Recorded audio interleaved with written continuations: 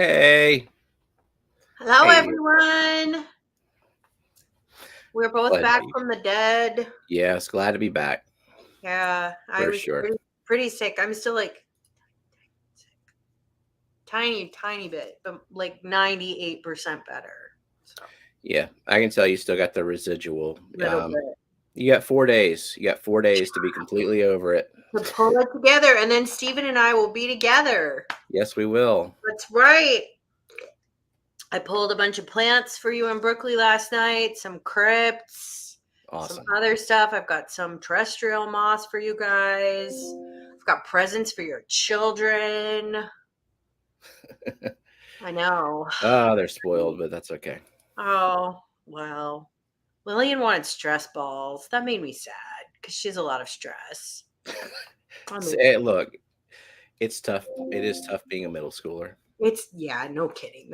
Those are the worst years. Yeah, they I are. was like at peak ugliness then. Uh, I Just well, the height according to other kids, I think I was. I've seen the pictures. I was super ugly then. And then all of a sudden, bam, 17, super hot. Whatever. And then it just kind of faded to regular. So, Wait a minute. Okay, so I Eric just saw Lyra, Eric sending his super chat, $20 plants. Thank you very much. But thank then you. Annette brought something to my attention just now. Eric, thank you also for the super chat during last week's canceled He stream. did. He snuck in with a super chat, and we weren't even here to sing for our supper. Oh, thank you, Eric. I'm sorry we didn't stream last week. I wasn't feeling great. Kelly wasn't feeling great. No, Last week was just an off week. it was not good. I was sick for like 10 days, just completely like lying on the couch doing nothing, sick. So, but much better now. But yeah, and I'm gonna see Brooklyn soon. Yep. Brooklyn and I will be together again. Brooklyn and I have already met, so that's exciting. It's my turn, damn it. You met I all my know you're the friends. only one I haven't met. So I guess I haven't met Josh. I haven't met Brooklyn's husband. That's true. So, but her kids won't be there, so I won't because it's not her weekend. Jenna says. But I'll get to meet your kids and your pets. Uh-huh. Jenna again, pretty exciting. Oh yeah, you'll meet our dogs whether you like it or not. You love Because dogs. one of them will scream, bark at you, but not actually try to hurt you, but just like bark at you incessantly until you sit down and be still and let her approach. And then she'll be fine with you. The other dog will want to merge with your body and have you take her home. And your kitty. Your Yeah, old kitty. she'll be around. She'll make an Yeah. entrance. She'll look at you, figure out Yeah. what you're about, maybe pass by. Cats take longer to warm up than dogs. Dogs Yeah. are like, I love you now. We're best friends right now. So, yep. So pretty exciting. Yeah, I'm getting there Friday night at like 10 o'clock. And then I'm leaving Monday at I think 6 o'clock your time. So there will be no Wet Your Plants next week because I have to go to the Yeah. airport. Yeah. Yeah. I mean, I suppose I could stream from the airport, like, the TSA line, but Oh God. but I guess Steven, you could still go because my flight is at so you could have Annette as your co-host because I know she wants to co-host Wet Your Plants. She wants to do it whenever Myrtle's here, though. Oh, that's true. Who It'll does? just be me and her, and I'll have to like carry the plant knowledge, and our Annette will just have to study up on plants. You have 1 week. 1 week Quit growing gardeners. plants tonight. Yeah, my flight is at 5 o'clock Central Time. So, in theory, like I could be streaming, from the airport. Like, all right, I'm waiting to sit on the plane. Yeah. But it's probably not a good idea. So yes, if the show must go on, which I don't know, it depends on Steven, it will be someone else. So Yeah, we'll see. that's right. But I'll still be streaming on Thursday. Oh. For me. Yeah, because I didn't stream last week because I was sick. So, but I'll stream this week. It'll be how to read a scientific paper, which is not a very sexy topic, but a useful topic, and how to find is mostly how to find scientific papers. So, yeah. And you'll stream too on Tuesday. I'm doing what now? Probably. You're streaming on, or no, wait, do you stream on Wednesday? Yeah, I was You stream like, on Wednesday, that's right. don't Like, freak me out with these streams that I don't know about. well, you secretly now have a stream on Tuesday, and it's No, I with don't. just Annette. And it's where you just talk about snails for a whole hour. Yeah, I'm sure. I'm sure Annette's family will love her having another weekly stream on the books. You parent our children. I have streaming to do. Thank you, Mark, for gifting the memberships, 5 memberships. Thank you, Mark. And So many Mike was things. asking what I was drinking. It's just coffee. Yeah, and if you want to know, I am drinking sparkling water, Spindrift. Gross. I don't like calories in my drinks.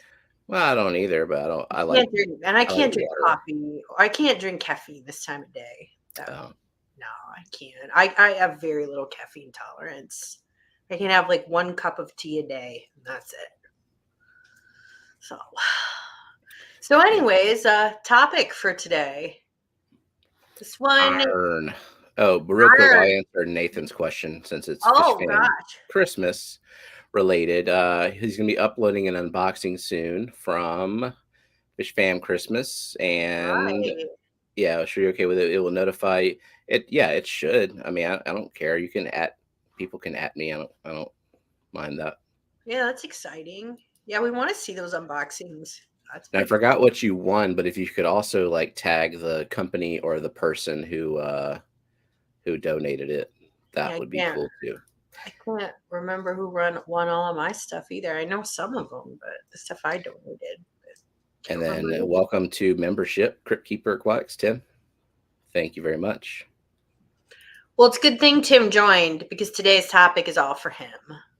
So if you don't like today's topic, please voice your displeasure to Crypt Keeper Aquatics because he requested this. There will be a survey. There will be a survey at the end. So let's all take a deep breath first.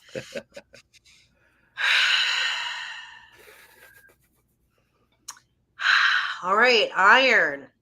So, back in the days when I used to be a professor, tried to start every single lecture by telling them what was the most important thing that they needed to learn, what the take-home message was, and like why what they were going to hear was important. That was I thought the most relevant thing was they needed to know why it was important. Well, I'm going to start today with telling you why this isn't important. For real. Yeah. So why it doesn't matter. Well, what doesn't iron do that people think iron does? Your plants red. It does not make your plants red. So plants become red due to deposition of a compound called anthocyanin. So anthocyanin is what makes plants red unless it is in the beet family. And then that's red because of a compound called betalain. So beets, rhubarb, Swiss chard, polygonans. Okay, those have betalain. But every other red plant is red because of anthocyanin. I don't think there's anything in the beet family that's an aquatic plant. I can't think of anything. Yeah. So that's all anthocyanin. And plants make anthocyanin. The biggest thing they do is it's as a sunscreen. So if the light is too bright, that helps filter it out. So how light works is any color that you see is the only color that is not being absorbed by the object. It's being reflected back. So if something looks red, it's because it's absorbing every wavelength of light and it's reflecting the red back. So red plants are reflecting red light back. Red is one of plants' favorite wavelengths for photosynthesis, but if light is too bright, it wants to filter some of that light out. And so that's why it makes anthocyanins. So it's a natural sunscreen. So the best way to make your plants red is not with more iron. You can add iron till you're blue in the face and it's not going to do a thing, but you have to give them more light. It's more light, more light, more light. And that's why, like, if you have a plant like Rotala, they get redder toward the top, or like Limnophila aromatica, because they get get closer to that redder at light. the top, or they get pinker. That's also anthocyanin in the pinks. And it's making that natural sunscreen. So Tim also mentioned you can starve your plants for nitrogen to make them redder. You can do that. I don't like doing that though. I don't like doing that either because it's not a healthy way to do it. And I've seen lots of experiments by Tom Barr and by other people, Greg Zidek, where they're doing EI dosing, which is a very rich dosing of nutrients. They're not starving them for iron. They're giving them lots and lots of iron. And their plants are red, red, red, red, red. It's all about light intensity. The thing is, you can only go so intense on your light without also giving them CO2 and other nutrients because plants need a balance. I think that is why this plant farm behind me, which I might spruce it up just a little bit before you come over, but it's out of freaking control because I have the two Hygger lights, which I mean, they're fine. They have red, blue, Sure. white, whatever. There's two of those. But then on top of those, I have these square panels that have these super intense red LEDs on them. And I run those at the same photo period as the Hygger. It's 8 hours a day. So, and then I fertilize the shit out of the tank. So everything grows fast. Everything's out of control. And it's winter, so I can't ship plants to members. At a certain point, you just can't deal with the amount of growth. I would say that if you want more red in your plant, in your tank, but you're not using CO2, choose different plants. Choose a plant that will get red but doesn't need super high light or CO2. So a good example of that would be red tiger lotus, which is not actually a lotus, it's a lily, but that's a good choice. It gets really red. But you don't need CO2 with that. It'll grow just fine. No. And there's other examples. Actually, in genus, that red tiger lotus is in genus 55 in the ghost knife tank, and there's a single Hygger light, and that 55s are tall as hell. Yeah, I'm bringing another one of those to you guys, by the way. So if you or Berkeley want another tiger lotus, got one for you. Because I keep trying to rip them out of here and get rid of them, and I keep finding them. I think I gave Brookley about 20 of them whenever we were rescaping. Damn it. Well, then you can probably tuck them away somewhere. I'm sure I can find a place. You can compost it. But so I would suggest if you're not using CO2, which I'm totally cool with.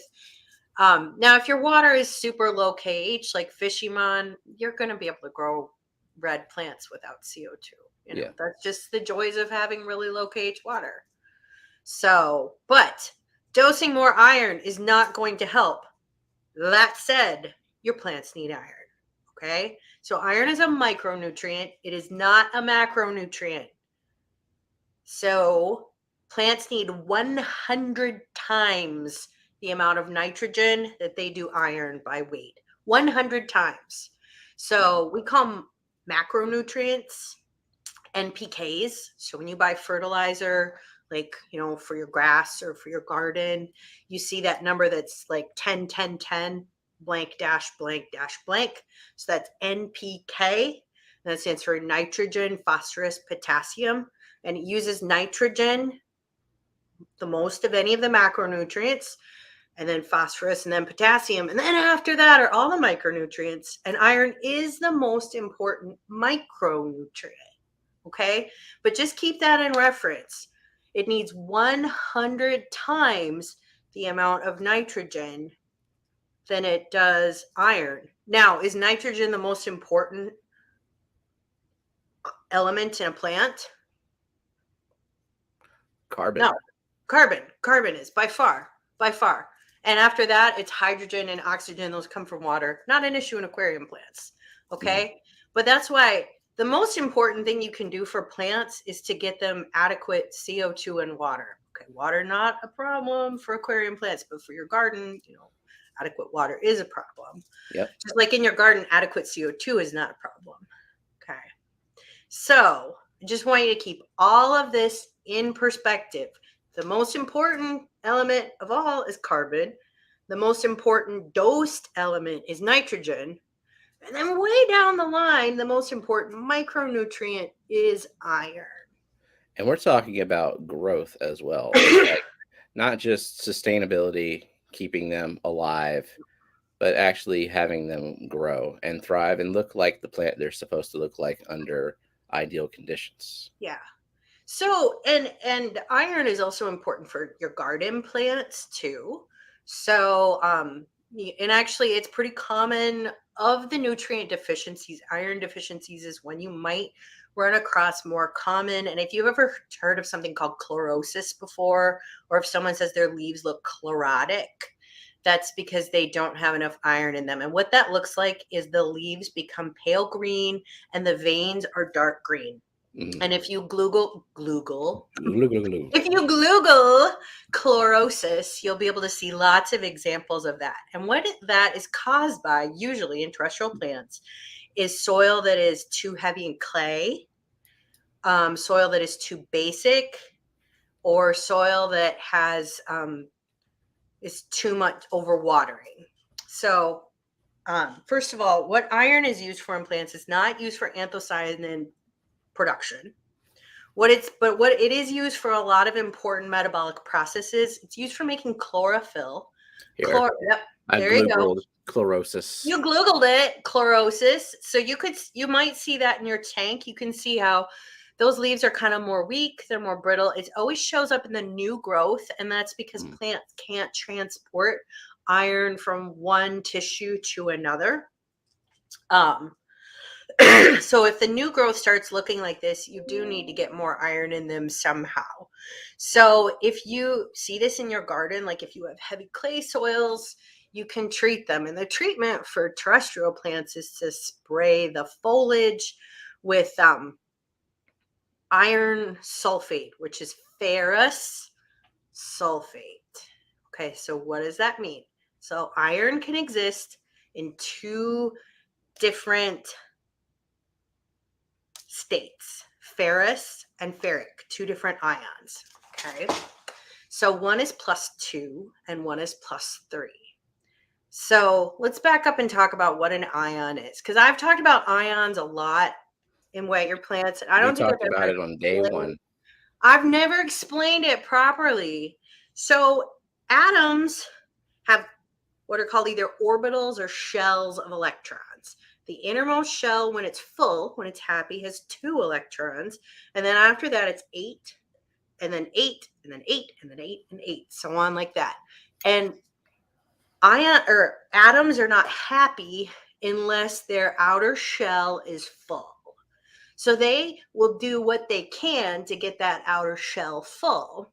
And what ions do is they either give up electrons or they take electrons in to make that outer shell have 8 electrons in it. So in the case of like a sodium ion, what it's done is it's given up 1 electron, and like to chloride, for instance, who took on an electron. And that's why sodium's charge is plus, because electrons are negatively charged. And so by giving up an electron, that outer shell now has 8 in it, and it's happy, but the overall charge of it is +1. So iron, though, can exist in 2 different states to be happy as an ion. It can either be +2 or +3. So +2 is ferrous, or it can be called iron 2. And +3 is ferric. And I always got those mixed up because every single person who ever took freshman chemistry in their entire life has always gotten those mixed up. How that goes. One is iron 2 and one is iron 3, though. I just saw this. Nathan, I use nylon to root tabs and he's green. And then just pure neglect and let the fishes shit all over them. That works and you know too. what, Petey? That's why we began this with it don't matter. Yeah. We're talking to one person right now, and that is Tim. Please voice your displeasure to Tim. But listen, Crips happen to be one of those iron craving plants. To a point. But Remember, I can we don't notice need the much. difference.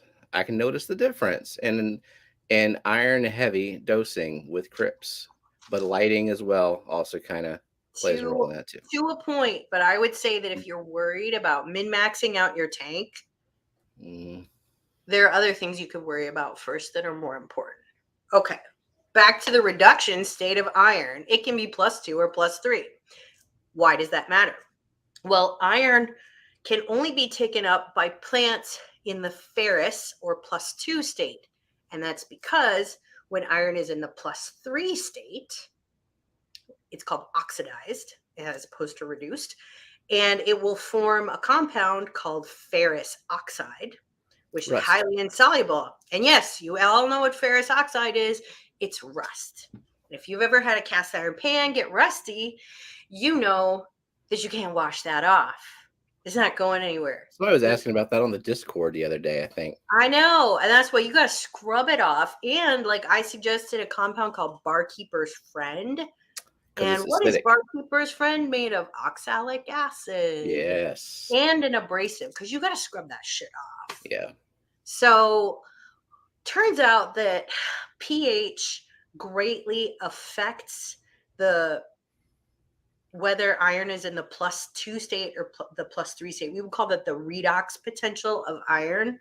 And that's because the +2 state, we call it more reduced, and the +3 state is more oxidized. You don't need to remember those terms, but I do. Like, I have to use those. So pH greatly affects those. When solutions are more basic, so the pH is higher, you're going to get more +3 iron. You're going to get more rust forming. That's why if you leave a solution of baking soda on your pans, like your cast iron skillets, they're going to get rustier. So don't scrub your pans with baking soda. Don't do it. Don't do it. And that's a important distinction to make because Barkeeper's Friend, you would think it's just baking soda. And No, it it's not doesn't baking contain it. soda. It's No, it's oxalic not. acid, Yeah, exactly. It's acid. and it's feldspar, or it's not feldspar. It's the mineral part. I think actually it is feldspar. That's the Mm, abrasive part. But the important part is it's oxalic acid, right. which is it's the acid that's in like rhubarb that makes rhubarb so tart. Is oxalic acid. Okay, so we want our iron to be ferrous. We don't want it to be ferric because ferric forms ferric oxide, which is rust. Now, there's nothing particularly bad about ferric oxide. It's just that it's not very soluble. That's why plants can't take it up. Now, in nature, plants, they can take it up. And the reason they can do that is the roots can acidify the soil. They will actually secrete acids and that will convert some of that ferric into ferrous and they can absorb that.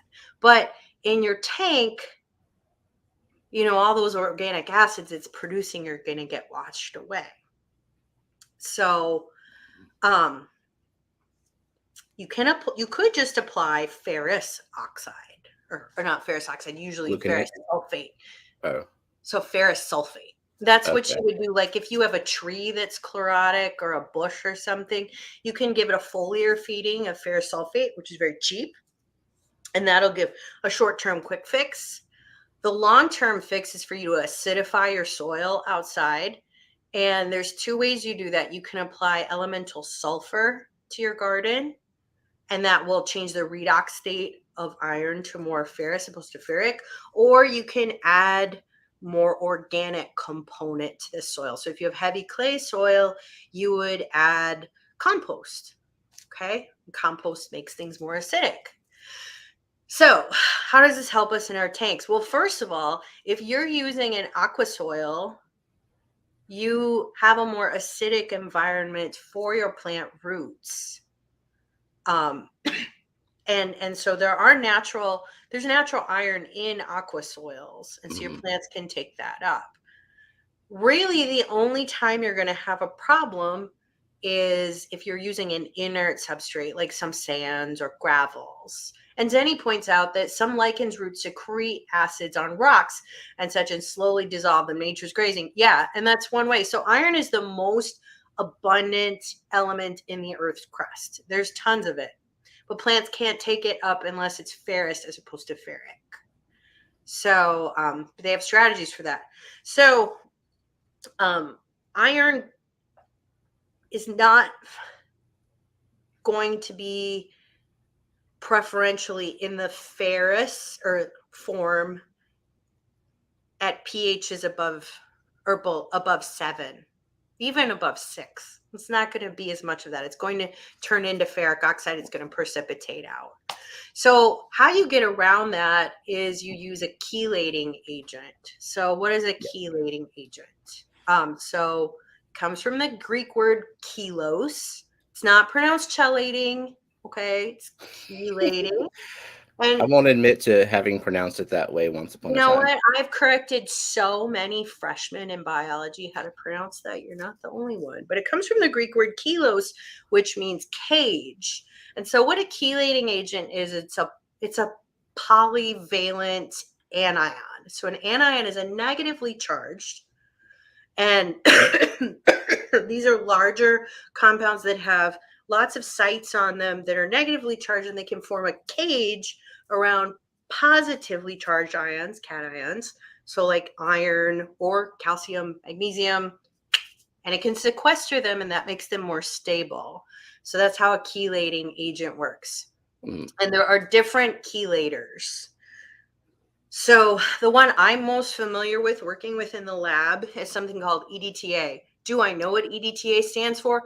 No, I don't. I don't I remember. It's like I read it many, ethylene. many times and I always forget it. It's like So ethylene, diamine, blah blah blah blah blah blah. yeah, It's just called EDTA. it's You you're gonna know, find that one probably most commonly in all-in-one fertilizers. it's the cheapest chelator. Mhm. And it's a good chelator, but it is most different chelators are most effective at different pH ranges. So EDTA is most effective at pHs of 3 to 6. So if your aquarium is a little more acidic, the So iron is going to be most stable with EDTA. Now, get question though. When you talk about pH, does that count the pH of your water when you're injecting CO2? it Or counts whenever. well, I'm just wondering because, When do you add it? you know, right, but if you let's say you have a fertilizer routine where you're actually adding it in the dark before your lights come on, Right. So does it matter?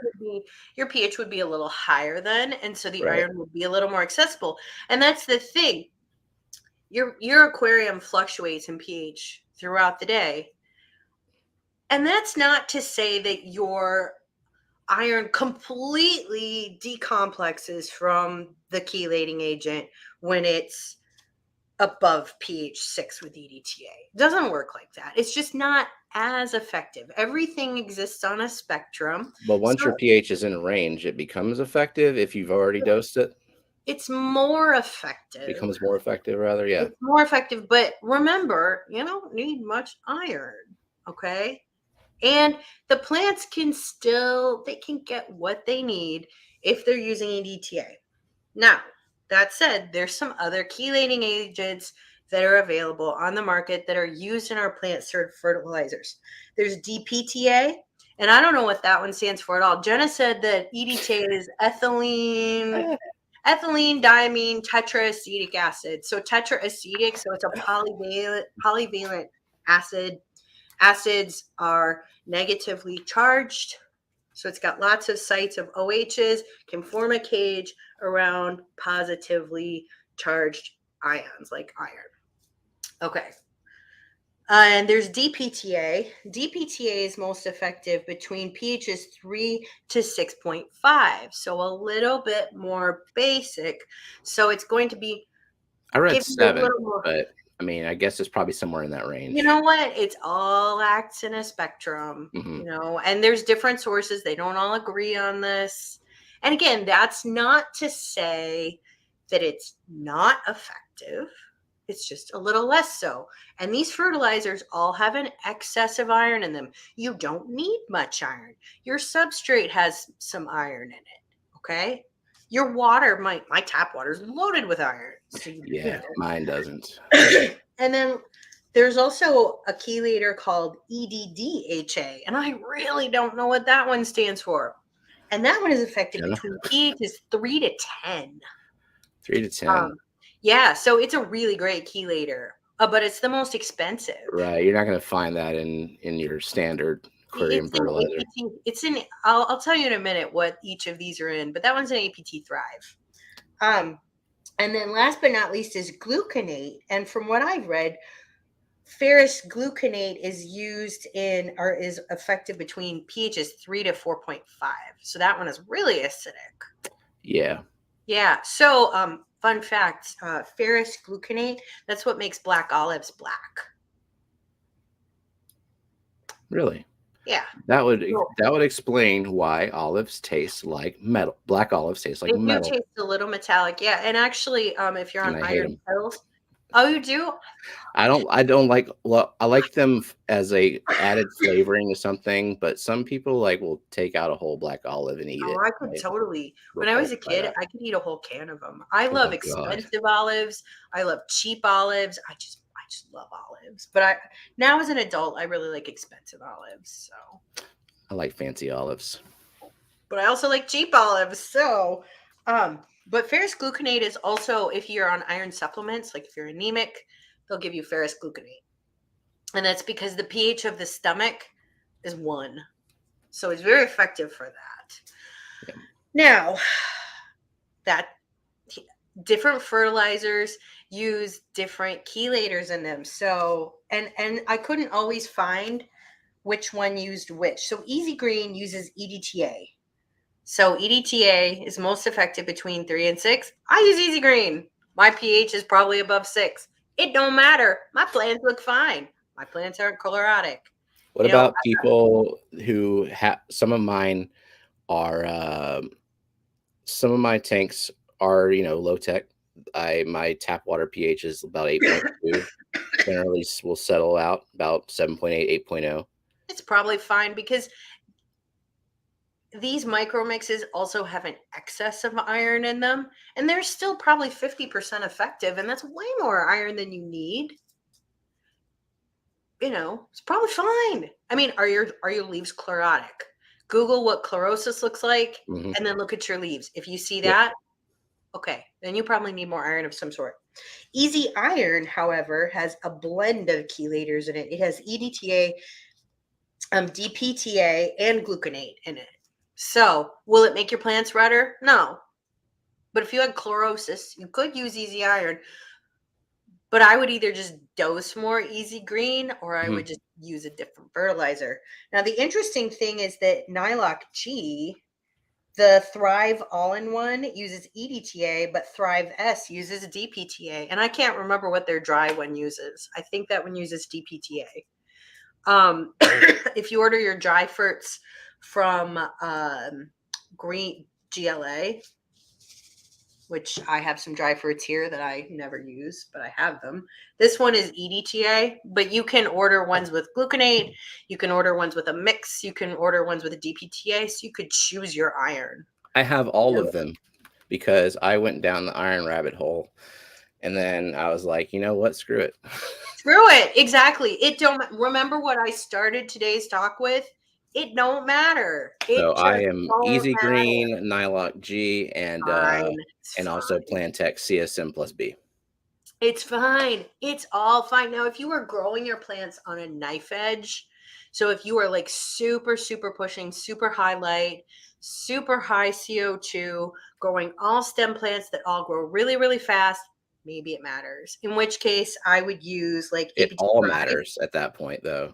Yeah, then everything matters. Yeah. And I would use something like APT Complete, which has EDTA, DPTA, and EDDHA, which is the most expensive chelator. Maybe it matters then. But it don't matter for me. And my tanks look great. There's no chlorosis in any of the leaves. Nope. So, and the last thing is one of the reasons why you might not have, even if you're dosing completely the wrong iron. Well, there's such a thing as iron reducing bacteria. So there are bacteria that can convert iron 3 to iron 2 in the most anaerobic parts of the substrate. So deep, deep, deep down in it, where there's not a lot of oxygen happening, there are bacteria that actually use that as a terminal electronic um, donor. They get energy from that process, reducing iron in an anaerobic state. But that's only if you have a really deep substrate. But like I have places in my other tank where the substrate is like 8 inches deep because it's hilled up the back. So some of that is really anaerobic. And if the roots get down there, well, they can use that. And plants don't need that much iron. And if you're using an aqua soil, it's acidifying things. Plants can also secrete their own chelating agents. First Which class says problem with Plantex is all the micros are a different atomic weight, so you have no idea how much you're dosing. It's made from mass fertilizer for yep, agriculture. Doesn't matter though. It exactly. does not matter. It's It, still in excess. yeah, You're still dosing in that's excess. the whole point of dry ferts is to dose in excess and then clear them out at the end of the Yep, week that's anyway. the point of EI dosing is everything is dosed in excess. Then you do a big 50% water change every week and reset it At all. least 50%. At least, yeah. I mean, I'll change like 75%, you know. I'll walk away Yeah. from the siphon. But you are correct that each of these Right. elements does have a different atomic weight. So they're different molarity, we would say in chemistry speak, which we're not talking about moles today on this because I've done enough to you. And remember, this is all Tim's fault. But wait, what's the molar mass of carbonate versus or calcium carbonate versus potassium carbonate? Well, all we need to do is we need to go to a periodic table and I can tell you what that is, but I can't remember what the atomic number of Damn. potassium is and calcium is. I can't remember. But if I had a periodic table for me, I could tell you that. Well, then I see a blank wall above your 40-gallon. You know what? When I was in college, I used to have a huge periodic table taped above my bed, like where my pillow was, so I could do chemistry lying down. Nice. Yeah. Those are Lazy the chemistry. days. Those were the days. So, but anyways, yeah. I mean, if you're concerned about getting enough iron for your plant, you could either dose more. Um, you could oh, by the way, Flourish products from Seachem, the root tabs and Flourish iron, Yeah. they contain gluconate. The root tabs do as well. I didn't know that. At least so far as I can see. Brian Doesn't says Kelly gets off on science. yeah. You know, Brian, the only men who ever want to date me are engineers. That's it. I am just very popular with engineers. No other man ever does. So yeah. But you could dose more. If your tank is if you truly have chlorotic leaves, Google what chlorosis looks like. Yeah. Then you could address it. But otherwise, I don't know that I would worry about it. Worry more about getting adequate light. Worry more about if you want to go down the CO2 road, getting adequate CO2. If your water happens to be already really low pH, you know, maybe you don't want to do that. But it's so much more important, just thousands of times more important to get adequate light and CO2 for your plants. Yeah. And for your garden plants, watering. Watering is so important. You know, too much water, too little water. For your outdoor plants, getting adequate organic material in the soil is so much more important than anything else. So Eakins raises a good point. He worries more about potassium than iron because Yeah. potassium is like one of the things that is most, I guess, least likely to be found in your tap water. It's also that's a macronutrient. Right. The interesting thing is an excess of phosphates does prevent uptake of iron. But again, would I worry about that? No, I would not worry about that. It's just not as much of a problem. Zenny asks, do you get chlorosis in pink red plants still. I wasn't here at the beginning, but Google says it affects plants turning green. Not sure if it's still a problem if they aren't green. Um, you're not really gonna see chlorosis in red plants. Chlorosis looks like light green leaves that are kind of brittle that have dark green veins. That's what chlorosis looks like. Plants will turn red if you just give them adequate light. Yep. Yeah. So, I think that's about all I have to say about If you want iron. them to be, well, so they will turn red to a point with adequate light. They Yep. can get redder and redder and redder. You can do all kinds of manipulation. Pink, You can starve them of iron. You can starve them of nitrate. Of nitrogen. You can do all kinds of unnatural crap to make your tank look a yeah. certain way. And your plants are going to look redder if you bombard them with red light That, because yeah, you're having more red will be reflected back. Because remember, the color you see is the color that's reflected back. So if you're blamming your tank with red light, your red plants are going to look redder. Now, are they redder? No. If you put them in white light, they're going to look how they look. But that's why, like, if you look at some of those Dutch style tanks, especially the ones that come out of Asia that look like magenta, it's because they're blasting their tanks with red light with their Chihiros. And so if I you do want to like that clarify look, something. go for Because first class fish is dropping some very it's good knowledge, it's accurate, it's in depth, it's based on a lot of research that he's done, bar report, and I've been down that road too.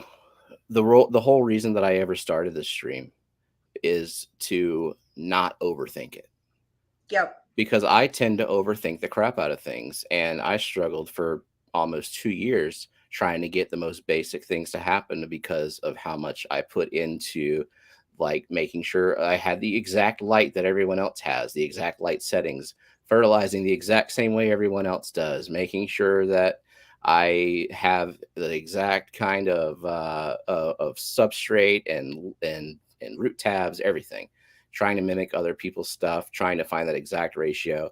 None of it worked Yeah. And that's why, I mean, as someone who, because I didn't understand it. I yeah, just well, and as someone who has a PhD in biology, I can tell you that the most important thing I learned is that life is so much more vastly complicated than a right. spreadsheet can handle. And that's why I'm saying that your plants are finding a way to take up iron. Just because you're not using the perfect chelator probably doesn't matter. They're finding a way. And that's because biology is so much more complicated. And I mean, I hate to say this, but it's a very masculine trait to want to have your tank into a spreadsheet because there's nothing dudes love more than a hobby they can put in a spreadsheet. It's just the way men are. I did the spreadsheet thing for a while. The problem is I have severe ADHD on top of whatever other kind of neurodiversity is out there. I can't maintain spreadsheets. I can't. I Like I can't cannot either. organize if like the act of trying to organize my thoughts and things makes them less organized. It Yeah. like works against me. Yeah. So But I and had that also desire to have a spreadsheet. I just don't. it can also keep you from enjoying your tanks Yeah. because you get so hung up Yeah. on maintaining the perfection of this system, which you can't because life is so much more complicated. I mean, some of the simplest things are some of the best things you can do for your tank. Water changes, huge water changes every week. That's a great thing you can do for your plants. And it's not a spreadsheet thing. I mean, you can see the difference. Just using a regular complete fertilizer, whether it's dry or whether it's an all-in-one like Easy Green or Nylac G, just using it according to package directions, dosing a little more if you think it needs it or a little less. Mhm. Sometimes it doesn't need to be that hard, but it's Thank you, still Crick, good for to the super under chat too. I, it's still it's still good to understand how some of this works so you can know what's important and when isn't. And that's why I preface this with the most important element in a plant is carbon, Mm. and it gets its energy from light. And so that's why CO2 and light matters more than anything else. And for your outdoor plants, watering. Your watering schedule is really important. You Yeah, know, yeah, I don't know. I there's don't do some that. plants, you can overwater them, you can underwater them. That Mhm. really matters. So, you know, it's just I think it's good to understand it also because it's applicable to a lot of other things. Knowing how ions work and how pH works, that's important for human health too. So it's not just a lesson for your aquarium, it's a lesson in how your body works. So Yeah. I could not keep 20 because all of my tanks are planted. I can't not have a planted tank. yeah, I can't I can't follow that rigidity can't with the either. dosing schedule I have and the three tanks ratios and and stuff. I My brain can't doesn't do let it me. either. Lately I have been like really dosing my tanks heavy. I've been giving them like every single day about 1.5 full doses of easy green. So that would be, this is a 90-gallon. I've been giving it like 13 pumps a day. I mean, it's never looked better.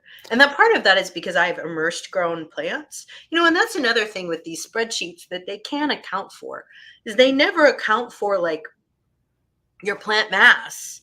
Like what if you have a tank that's like 50% hardscape and all the plants are like grass? Okay, you don't really have a lot of plant Or mass. think about this plant farm. The plant mass of this plant farm can change week to week depending on Well, whether right, I've 'cause sent plants out to members. you have a lot of fast growers in it, whereas I have slower growers in this tank. But then I have all of these plants growing out the top of it too, and Mhm. so it's really sucking it down. And just sort of empirically by like observing my tank, I've observed that yeah, it's doing really great with a little extra fertilizer. So but that's not from like a spreadsheet. That's from just me observing my tank and my fish. Yeah, I mean, that's my Once in favorite a part of while, yeah, and once in a while, I observing. use a test strip, check the nitrates, Yeah. and they never get high because the plants are just sucking them down. So, I mean, I think that one of the first things that, people always say is you have to watch your fish. You have to watch your plants too. Uh-oh. Well, we got George and Ian trying to convert me over to the salty side. Well, I actually am going to do a reef tank. I'm not sure when, but it's A going reef to be tank or macroalgae or It's both? gonna be a macroalgae tank. Yeah, it's gonna be a planted reef because that's what I'm Nice. more interested in. And I think Zenny's gonna do it too. Maybe we'll do it at the same time because I know she wants to do seahorses, but I don't think I want seahorses. They don't appeal to me too much. But I really want to do macroalgae and Pseudomagil cyanodorsalis. Seahorses don't appeal to you? They lock No, I mean tails they're good, but together, well, and they they're mate beautiful. for life, I and the know man pops out the babies. they're beautiful, but they're also really touchy. I mean, I want hardier fish than that, because I'm kind of lazy. Thank you, first class fish. Yeah. That's thank you to Crypt Keeper for the super chat, right? Yeah. Yeah, thank you very much, and thank you for your kind words. And remember, if you did not like this topic, voice your displeasure to Tim, who is now going to stream more frequently. At a stream this morning, which I missed half of because I had a meeting. He's going to do more streams, so remember to voice your displeasure. Nice. Yeah. So Just attack him on his first stream or attack him saying, God, what your plants was so boring. I can't believe every Monday morning. All right. I I love will that. I try to love get up that. in the morning. God, it's not easy. I mean, what do we mean? What's morning mean?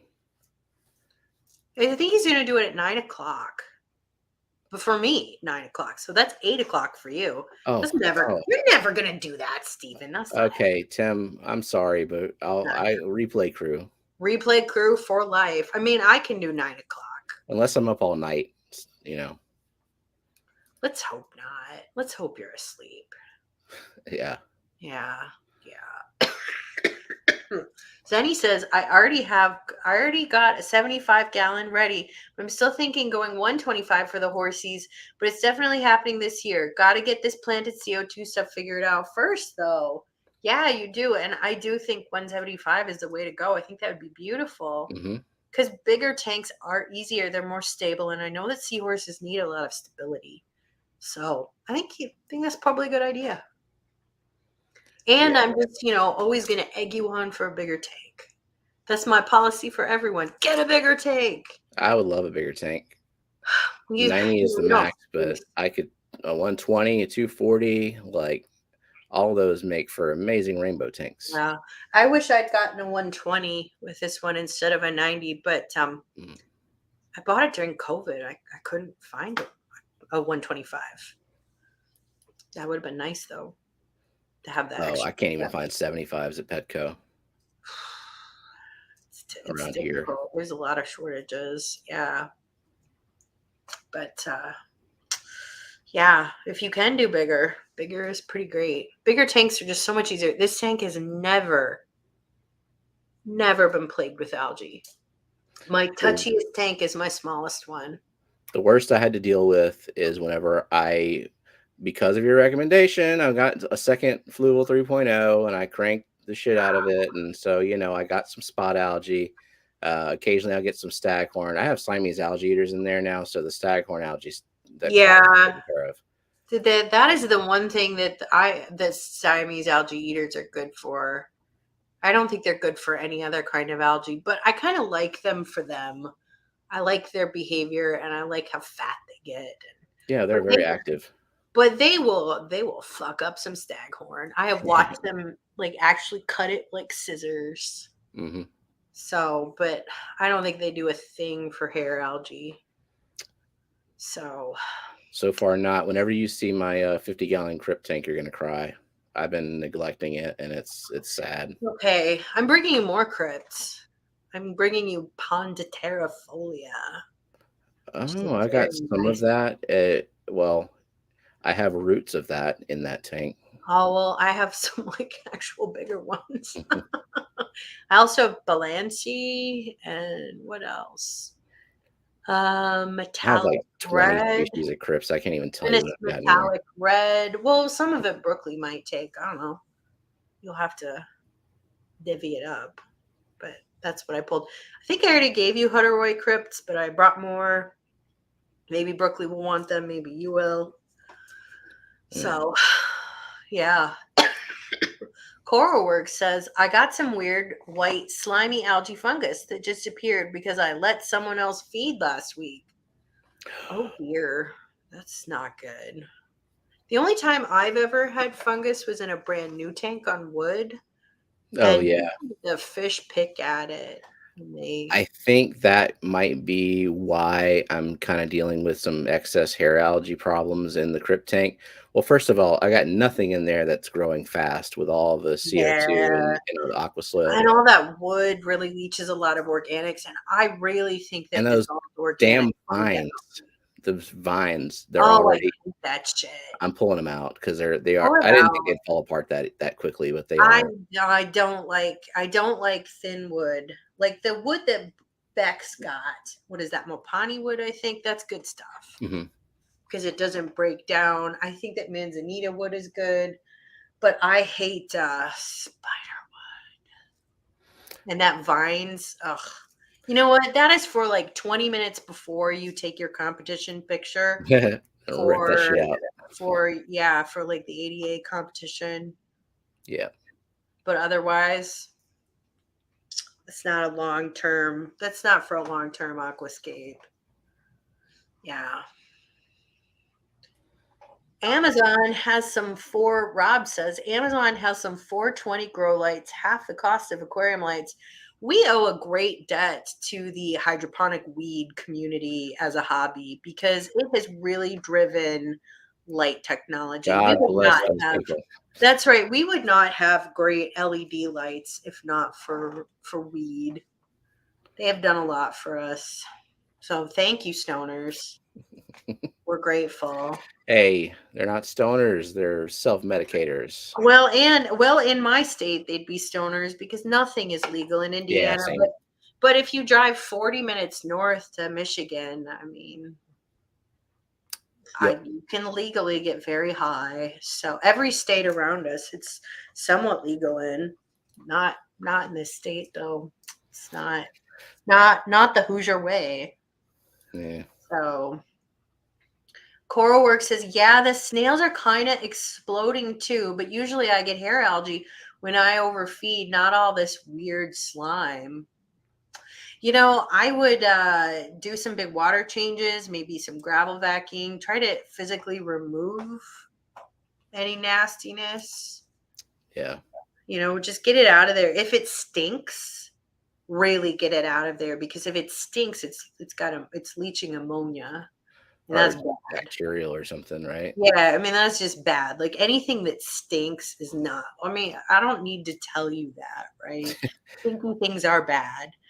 We're evolved to dislike stinky things because they're bad for Yes, us. so we don't put them in our bodies. That's right.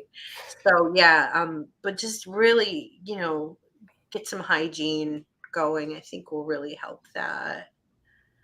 Ian says Aqua Illumination came out with a new passive cooled light strip. They made a freshwater version. It's Bluetooth and around the same price as 3.0 is probably cheaper. Well, that's interesting. I'd have to look into that. I mean 3.0s, I like them to some degree, but my problem is they could be wider. They're really The narrow light. spread on them, They're you not have very intense. yeah, you gotta raise them up, and then the intensity is not high enough to do, like, a highlight, high-tech tank. The color control is a little limited in my opinion. The Chihiros just have a lot more color choices, which does not matter at all for plant growth. But Aesthetics. it's aesthetics. I mean, you want your tank to look a certain way, but mostly just it's more bang for your buck. I mean, I have two Fluval 3.0s on this. I could get away with one Chihiros because, it's a wider light. The new Aquarium co-op light, I guess, I mean, I don't have one. I can't say, but I'm like meh about it. Like it just how is it different than a Hygger light? I don't know. I'm a few people in fact, I think Eric said earlier in the stream that he's been waiting for his to be Yeah, delivered today. I saw that, but like it doesn't have an app, and I really like an app. It can control intensity, but it doesn't have a sunrise sunset function, and I really like that. I do like the ramp up, And it doesn't have that. It just has a straight like 1 click, 2 click, 3 click, 4 click intensity, which I which guess is is simpler. like Higer. But you have to get a timer to plug it into, so you're gonna have to buy another Casa timer. Um, I don't know. To me, like, it doesn't appeal to me because I really like an app controlling my lights. But if you don't, maybe it's I'm a good light for you. But I mean, it's got a better guarantee than Higer, I'm sure, because co-op products all have good guarantees. Probably has a longer cord, which is nice.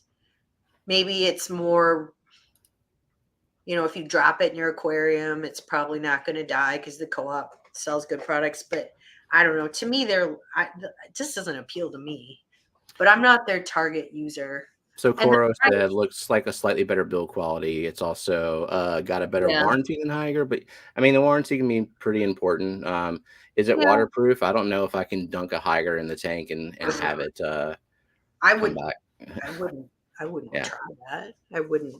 But honestly, I wouldn't drop any of my lights in a tank. I don't trust any of them. Well, I wouldn't do that either, but my brain doesn't sometimes doesn't register that I'm taking a lid off where light is just sitting there with no support, and then I take the lid off, and then the light slides down and goes perfectly horizontally down into the tank, and then it takes a Accidents second for my happen. brain to process what I've just done Oh my before I take it god! out of the tank.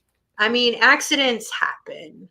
You know, I haven't looked at the price of it. Like, is it significantly more expensive than a higher light? I think it's 120 bit. I mean, I don't know the feature wise, but like the Yeah. hikers that I have on this plant farm, $50 lights. See, I don't know if you're getting. I don't think it's worth $70 more. Cause like I see, like with a Fluval 3.0 or with a G Heroes, I see where the money goes, but I'm not really sure where the money goes on that. I don't know. Maybe I'm just being down on it. Maybe it is a really great light. We'll Yeah, have you to. were all skeptical about their regulator too. Well, that's because I heard gossip from an inside source that didn't like it. Gossip is bad, Kelly. Gossip is bad, Gossip but is very I bad. don't think I don't think that the light is for me because I don't have many tanks, and I think that like from now on, I'm just getting Chihiro's lights. I'm kind of the same way. High tech tanks, I'm gonna go big and Yeah, fancy, and my low tech tanks, I'm gonna go Crew, like or just whatever, like sure, yeah, light, whatever. And make it light I up. will say this, that light is one thing that you can cheap out on. You should never cheap out on a canister filter because if it breaks, it'll flood your house. You should never get a cheap regulator because if it breaks, it'll kill all your fish. But you can cheap out on a light. I mean, what's the Yeah. worst that'll happen? Oh, your plants won't grow quite as much. Oh, well. So I you've mean, never had a CO2 art regulator. Bentley's I have not. review was comparing the CO2 art regulator to the co-op regulator. The build Mhm. quality seems to be better in the That's good. co-op regulator. That's It has great. a built-in permaseal on it already, Well, that's and nice. the CO2 art one, the lower model, does not allow you to. It's not modular. You can't add more Oh, yeah, and manifolds to it. that's a really nice feature. I mean, again, I don't really need another regulator. I would probably get another GLA one just because I like those, but I don't need another one, you know? I have this one is driving 2 tanks and one is driving 1, and there's only so many CO driven tanks I can keep, like, you know? I just don't have room in my life for another big CO2 driven tank, I don't think. So, I I'm have not really 8, an and I equipment think 8 is hunter. enough. Yeah, I mean, yeah, there's only so much trimming you can do. Yeah, and still enjoy your life. If you really want to brute force your tank with a lot of light, this is not a bad way to go. Yeah, that thing is crazy intense, the Nylock G Prism. Hmm. And it's got some intensity controllers on it. It's not controlled by an app, but yeah, I think that's a good product. I know Mike really likes that. Yeah, Yeah. I mean, you know, the thing is if you have a really deep tank, like I've got 3 Fluval 3.0s on this at 100%, and honestly, I would not say it's a highlight tank. I could probably no, throw another one on here and it might still not be it. I have 2 So, on my 90, and I think the height's the same. It's medium light. I mean, like and I have the lower 3 end of on medium there. light. Yeah, 'Cause it's the Fluval 3.0 is just not a very intense light. I've heard that the co-op light is more intense, but it's also controllable, so that's a good thing. hmm, Because I just that's my biggest criticism of the Fluval 3.0. It's not terribly intense. Now, does it matter on a 40 breeder? No, I have these turned down to 50%. But on the 90, I wish it had more juice. yeah. That would be nice. So Well, I look to see if Austin's streaming. You can tell about your fancy schmancy regulator. yeah, I have a tragedy in my life. When I was a poor graduate student, I had a shitty Milwaukee regulator. I had it fail and it killed 2 aquariums. Every single fish and every single shrimp, probably every snail died. So I will not cheap out ever again. I use GLA, Greenleaf Aquariums. They're expensive, but 300 bucks, right? Like yeah, they're expensive, but it gives me peace of mind, and they are really good. Don't get an F zone. That's hey, my. I have 3, no, yeah, 3 F zones. All I right. can tell you so many stories about F zones that have failed. And I can tell you 0 stories about my F zones, but Yep. but I know I know the potential for what can happen with those. I'm keeping a close eye on them, and I will probably end up replacing the F zones, probably with at least with one co-op Yeah. regulator just to try it. Yeah, see Um, how it goes. Yeah. I mean, if I had to buy another regulator, if I were getting another tank, I would consider the co-op regulator. And mhm. early returns sound pretty good. The co-op has a good guarantee. They stand behind their products, but I don't need another regulator. And I'm not really an equipment tester. That doesn't bring me any happiness. Let's see. So yeah, 3 years going with the F zone. I've got one that's been going Sure, 2 plus years. Yeah, like I can. we'll, You can you get know, lucky. The problem is like the quality control is not good. And so you can get one that is good and it'll go forever. You can get one that's shitty and kill all your fish. You don't know. hopefully not. But Yeah. yeah, I mean, it's something to keep an eye on. But even the fancy regulators, I keep a close eye on because I had a Yeah. disaster with the CO2 art one, which it wasn't 'Cause the you regulator's bumped fault. it. It was my Yeah, fault. because you bumped it. And Um, I bumped my regulator before too, because I have one regulator that's not in a cabinet. But like I have a filter that's not in a cabinet and I bumped that and like all of a sudden, oh shit, spewing water everywhere. So, so, and here's a good point because we do have an SR Aquaristic, however you pronounce that. It's the most expensive one that we have. It's $200, and yeah, it's also my favorite because it yeah, has the easiest range of pressure and bubble count. yeah. Like the needle valve is easier. The pressure regulator is easy. Like Yep. it's yeah. And that's the other thing too, because I had a cheap regulator when I first started this hobby, and it was such a pain in the ass to get it dialed in. And for smaller tanks to get it steadily going at like 1 bubble per second for a small tank took forever to get dialed in. And oh, you just bump it slightly, and oh, now it's a Yeah. fountain. With these expensive regulators, no, it just dials in right away. Within 5 minutes, I can, well, not even 5 minutes, within 2 minutes, I can get it set where I wanted. I still observe it for an hour or so, Hmm. but it's just so much easier, and that's worth it to me. I only have 3 tanks. I don't advise anyone have 20 CO2 tanks. Like, unless you're retired, I don't know.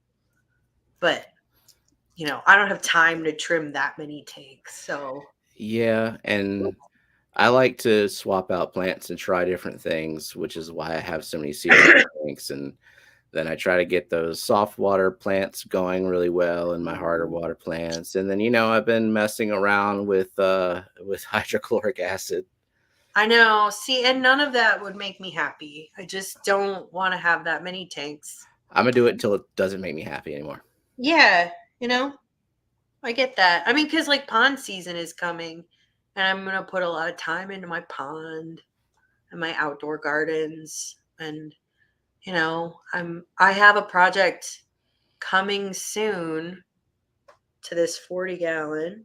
Oh, Coming soon. Stay tuned. I'm adding something to it. So, can I take a straw and blow bubbles in the tank like it's chocolate milk for a CO2 boost? Don't really want to commit to a whole CO2 system. Well, you could also commit to doing that for 8 hours straight, I guess. or what about what if you just took some LaCroix, poured that shit in your tank? All bubble out. There's really kind of no shortcuts. No. I And mean, also, people if have someone, I don't tried. see Fantastic Freaks, whether or not he's going. If someone sees him go live, can y'all let us know and drop his link? I don't want to. Yeah. So, I mean, people do like the whole yeast fermentation thing, and I've done that too.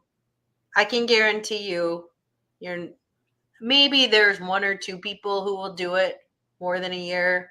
Most people quit doing it after a few months because it's a pain in the ass. It's hard to get consistent levels. Um, it's Yeah. messy, and ultimately, it's more expensive. You can blow bubbles in your tank all you want, but it's probably not going to do anything because you'd have to blow them through some kind of diffuser to get the bubbles small enough to dissolve in your tank. And I don't think you can exert that kind of pressure, even if you were like a French horn player.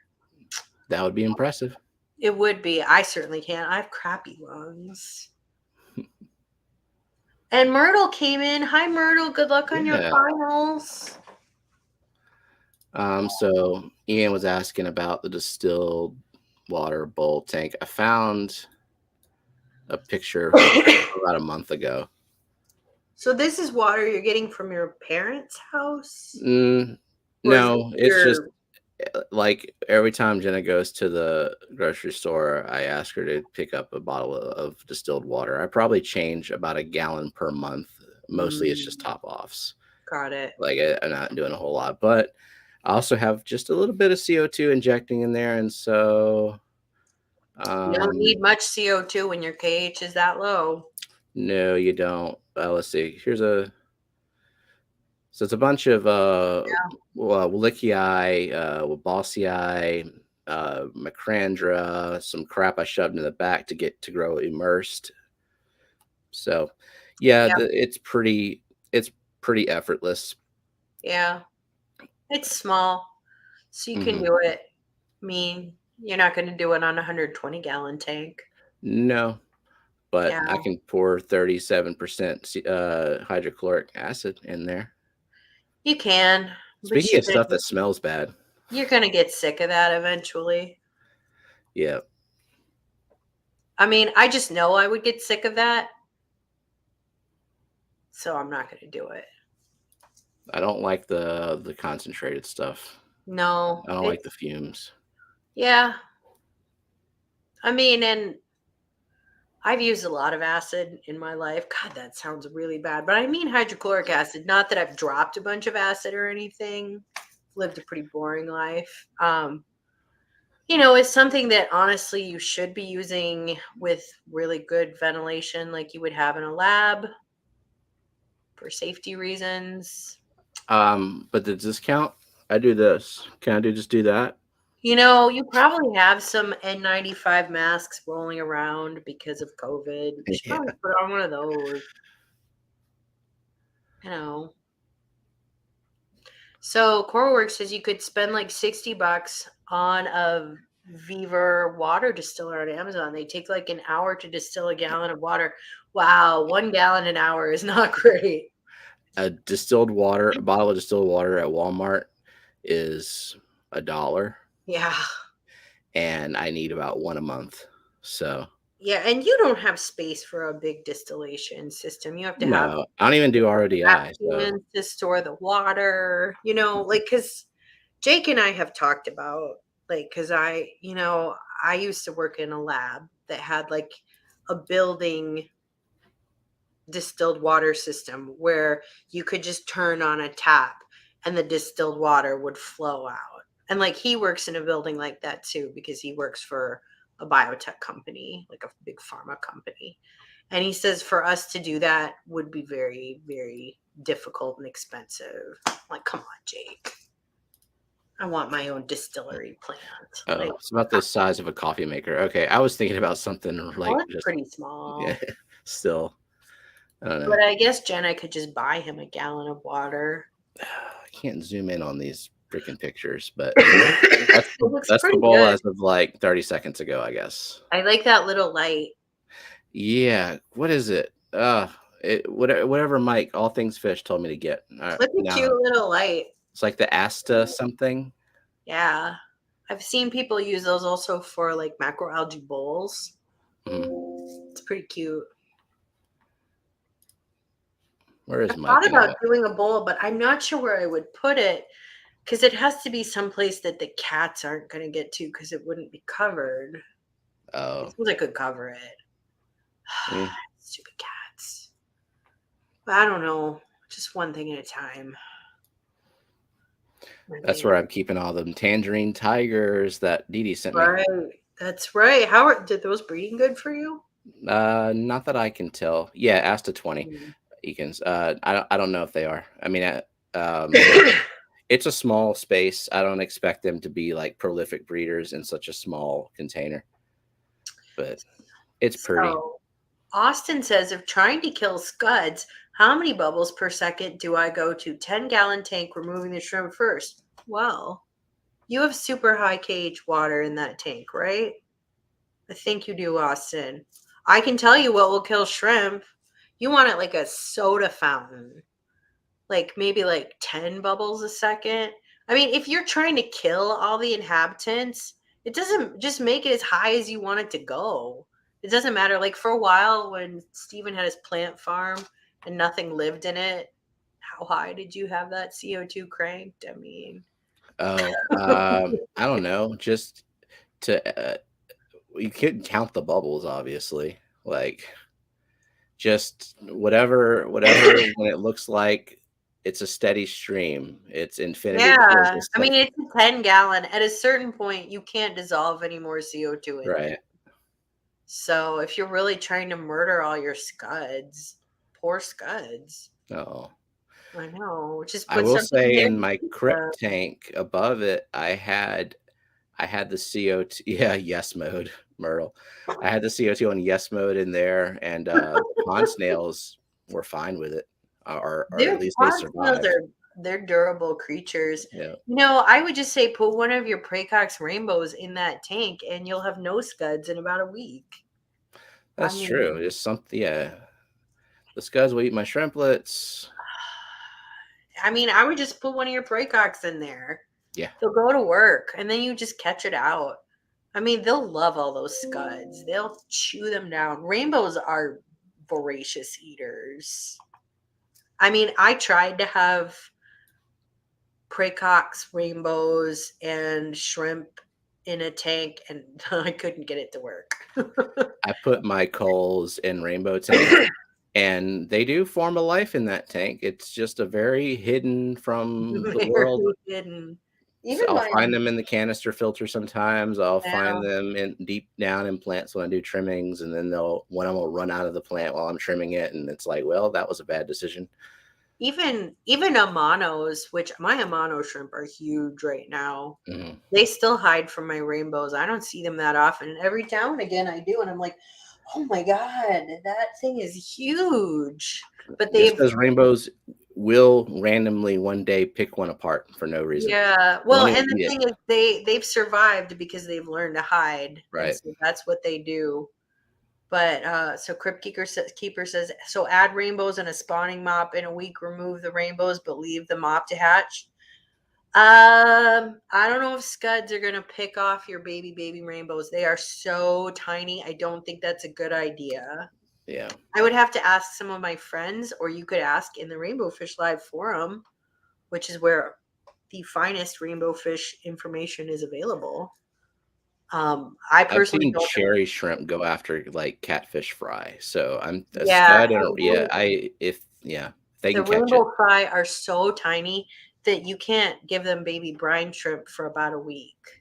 You have to give them like either vinegar eels or fry food. Golden pearls, Golden pearls is a popular low one. Yeah, micron ones. because Yeah. they're so tiny. But you could just add the rainbows in there first for and let them condition munching down those scuds that they would love. That will put them in breeding mood because they'll love all that live food, and then throw a mop in and remove the parents and see what you get. I have seen many instances though where pracox can colony breed. You have to have a lot of plant mass, Yeah. I mean, but I've I've had seen I've it. had some two Bosemani rainbows survive the like the fry survive CO2 apocalypse, and they're still Those 90 gallon to this those day. are the tiniest of the fry. Of Yep. any rainbow, the Bosemani. And that's why everyone's like, I want to start breeding my Bosemani rainbows. And all the experienced people are like, is that They're a what you year and a want? half old, Is and that the they're one you want now to the size of the Kalitawa. Yeah. That's the slowest growing one. Any rainbow is a better choice to start with. Yeah.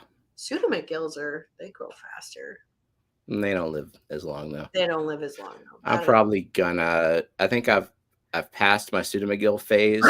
I'm Like past mine that are not too. shy. They're happy in there, but I'm not gonna make an effort to Mine are replenish them. not happy. They are not happy.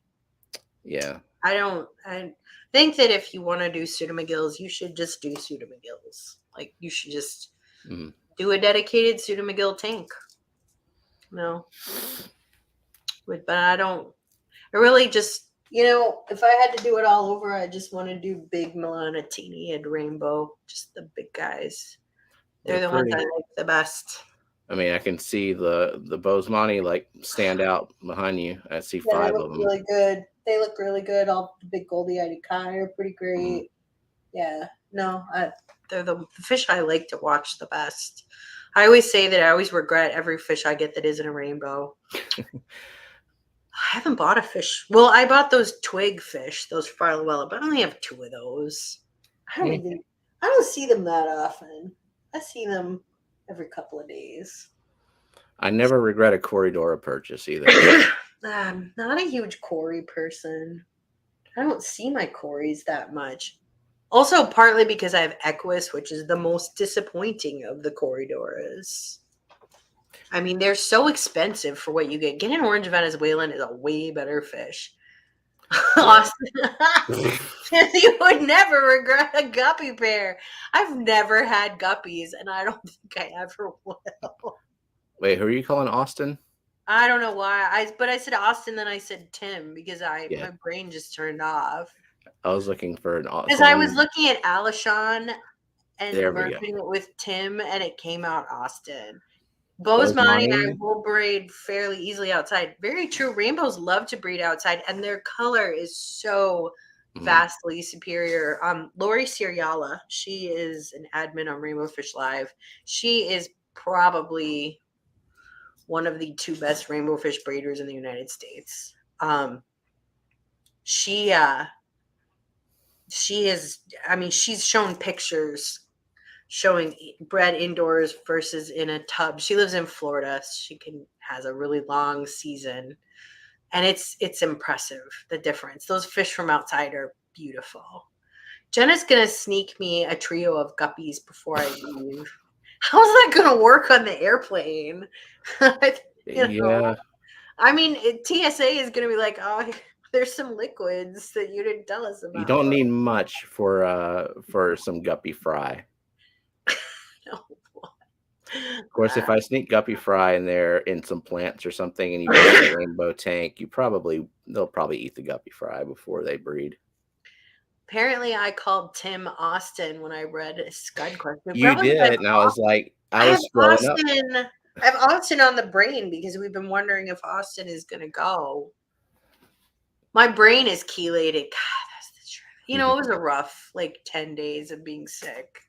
I spent a lot of time on the couch, and then now I'm trying to get work done because I'm, taking three. I'm going to take Monday off, and it's like I have all these deadlines looming on the horizon. I Yeah. don't even remember what I do for a living. I'm like, what is this again? I know. How to do my job. Yeah, I was enjoying the lull of Christmas and New Year, and then now back to No, reality. I have a new project. Yeah, I don't wanna. I I have want to not just had get paid team for nothing. meetings. Well, I have another client who wants to hire me, which is great. Yay, money, yay, clients. Yeah, At the same time, ugh, job. Ugh, work, ugh. things to do. No one does my job because they have just a real love of that job. I went to this training with this guy who was a director of a company. He was really a knowledgeable man. At the end of it, he asked this room full of medical writers, so does anyone here like doing this? No one. He's like, yeah, me neither. Who here likes money? Well, and there are a lot worse things you could do that probably wouldn't pay as well. I always think oh, would I rather my sister was telling me, so she's mostly a stay-at-home mom, but she started substitute teaching as hard work. She does mostly ESL classes because she's bilingual, and Oof. it's hard, and she's been in schools that have a lot of poverty, and it's really just heartbreaking. And I have to say there's nothing emotionally heartbreaking about my job. It just vaguely sucks. But for her, oh, Yeah, the yeah, emotional stuff to it's carry that hard. home with you, take Yeah. that on. At junk least, yeah, with food. work, it's just more soul eating, I guess. Yeah. Mm, Yeah. I mean, I did sell my soul, yeah. you know, but, you know, it's a lot harder being a teacher. That's for sure. Brennan says, I feel that statement so hard. Yeah, you've been Mhm. working so hard, Brennan. So hard. Working your two jobs. That's ugh. And we've all been there, right? Like we've all yeah. I look back on those times and wonder how I did it because I think to myself, I could never do that again. Oh, I cannot. well, I mean, I look back to what I did in grad school, like the number of hours I worked and the stress I was under. Like, I don't know how I did that. All I can say is I was young. I was in my 20s. I True. could do it then. I don't know that I could do it now. Like I always think like could I go back and do it again? Could I get a second PhD like in organic chemistry or something? Oh god, no. I don't think I could. I am done. Zenger raises a good point. Now, did he ask, does anyone hate doing this? Yes. Because, I mean, yeah, maybe no one's passionate about it, but does it Yeah. live in your nightmares? Do you wake up with panic attacks and hate your life because you have that job? No, I mean, and the thing is like if I with what I do, if I hate a particular client, I fire them and just get Yeah, another one. I can just do the same thing for someone else, which is very nice because there are unpleasant working environments, as I'm sure everybody has in their job. And I've had clients that are just a delight to work for. And it makes it pleasant because I really like them as human beings, which is nice. I've actually made real friends, which is good. Jenna says, yeah, she was student teaching grad school and working 40 plus hours a week for over a year. I don't know how and she had you just were moved in lucky. with me. She had to You live with didn't me have your too. you didn't have your babies yet though. That probably No, helped. I mean, if you'd had babies on top of that, oh god, I don't even know. impossible. Yeah. Yeah, I mean you were young. That's how you could do it. I mean, yeah. And you were poor, I'm sure. Mm, Like I was too in my 20s, because we don't come from family money. no. So yeah. I I don't know how I did it, but I did. So, and that's where you're at, Brennan. It'll get better though. It will get better. I don't know when, but it will. A big baby to take care. Yep. So I said, Oh, and she did all that, and she lived with oh, me. whew. You But must you must have value as a husband though, because she has kept you. something. You've got something in your favor. I mean, Jenna didn't know this, but like marrying you was a great way to get like 8 planted tanks with CO2. Plus another 12 without. I know. So, I mean, she didn't know that at the time, but No, neither did I, though. no one knew. Yeah. Like, Cindy says, surprise, exactly. I get hyper fixated on hobbies and I go all in. Yeah.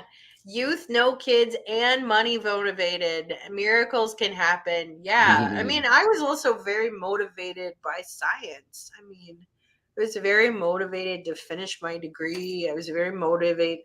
I don't know. I just somehow could do it. I was young. There was a big backlash though. I sat on my butt for 9 months writing my thesis, Mhm. and I did not change my diet at all. I didn't exercise because I was writing my thesis, but I would write for like 30 hours straight, without sleeping. And I put on, I don't know how many pounds, but like I got up to a size 22, which now I'm like way less than a 22. Let's put it that way. Mhm. I have no idea how it happened. After the thesis was done, though, the weight just sort of fell off. I, I did start exercising again, but it was crazy. Like, and but the thing was, like, my back just got fucked up, and I had this horrible back injury for like 10 months. Well, no, more than that. Like like 2.5 years. I herniated a Yeah. disc. Couldn't hardly walk for a lot of that. So yeah, there was a reckoning. So Yeah. yeah, the things you can do when you're young though. Rachel says, Steven, are you going to be sending out more plants? I'm almost finished with the ones you sent last time. Yeah. I just we got to get through the next couple of months, and I just check the weather, and So because cold, a lot of places. I don't want to send frozen plants, but I don't want Yeah, to get too hot where I'm sending just mush. So yeah, it's just kind of not shipping season yet.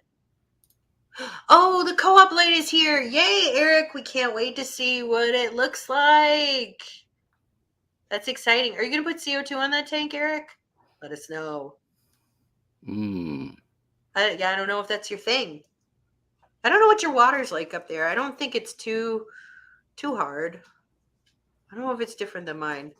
Let us know, Eric. What's your water like? I So know you really wanted RO water. Jenna sent me a couple of pictures because Matt Liquid Zoo Fish Fam Link has a co-op light.